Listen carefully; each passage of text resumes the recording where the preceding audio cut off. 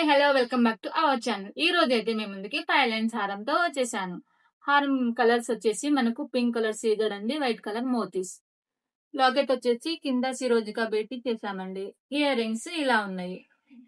Micro gold లో వచ్చిందండి earrings. కింద సిరోజికా పర్ల్ ఇచ్చేసాము, లైట్ పింక్.